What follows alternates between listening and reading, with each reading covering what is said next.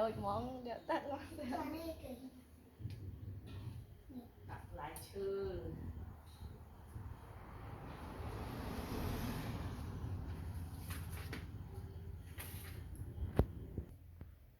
Việt Nam thì miền ai ngồi dương đi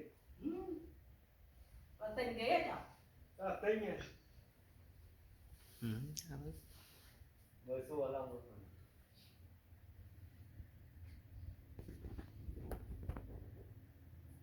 làm đi cái thử đây không kia chăng à anh đi lên thử đây kẹo đi trẻ chấm nơi thế nào